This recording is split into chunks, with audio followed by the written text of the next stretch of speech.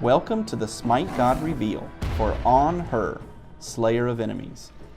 Anhur, the lion-headed Egyptian god of war, slays his enemies with spear and guile, weapons equally as sharp. As a son of Ra, Anhur and his sister Bastet rode in the golden barge their father sailed across the sky each day. They protected the ship at dawn and dusk from the world serpent, Apep, who lurked at the horizon. Courageous, formidable, and above all intelligent, Anhur defended the vessel with his spear and wits. With Apep gone, Ra became pharaoh, Bastet became the goddess of cats and women, and Anhur donned the mantle of the god of war. This is how he became known as the Slayer of Enemies. In SMITE, Anhur uses his spear to play the role of a ranged physical assassin.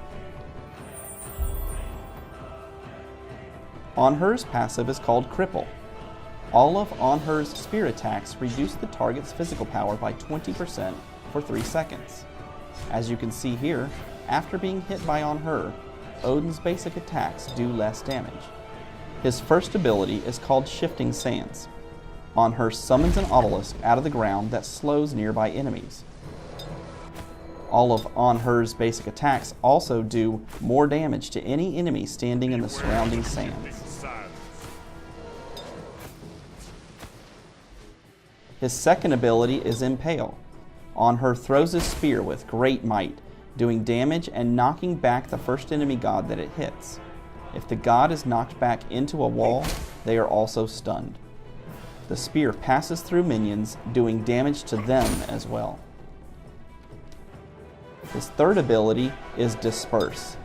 Anhur jumps to his ground target location, doing damage and knocking back any enemies in the area. Anhur's ultimate ability is Desert Fury. Anhur channels the fury of the desert, throwing multiple empowered spears that pass through everything, doing damage to all enemies in their path.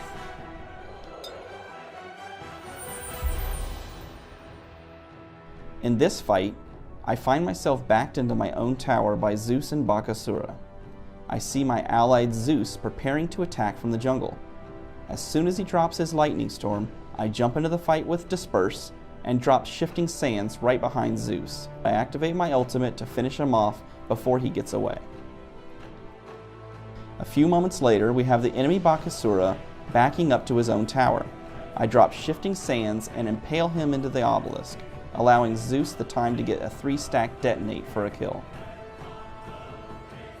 In this fight, I come in from behind against Bakasura and Anhur. I impale Bakasura into the wall and throw down Shifting Sands to keep him in range of the lightning storm. I switch to the retreating Anhur and activate my ultimate to get him low as I run past him. He uses Shifting Sands and I impale him on his own obelisk as Zeus gets the double kill.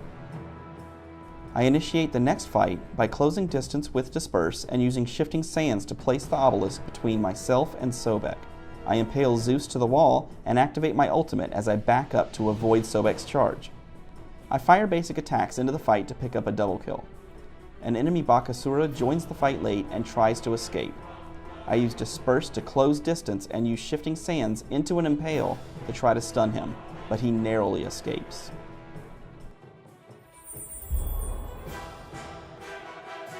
Anhur plays really well in the laning phase. With Impale doing pretty good damage to all enemies in its path, he is very capable of playing mid or either side lane. I start Anhur off by buying rank 2 of the Warrior Tabi boots and 3 mana potions. For the rest of my items, I buy Devourer gloves, the Executioner, Titan's Bane, Deathbringer, and Witchstone. For his abilities, if I am running a solo lane, I would start with Impale and then Disperse to give yourself early mobility. If I am in a dual side lane, I would start with Impale and then Shifting Sands instead. In either case, I would then prioritize Desert Fury, Impale, Shifting Sands, and then Disperse. Thanks for watching the SMITE God Reveal for Anhur, Slayer of Enemies.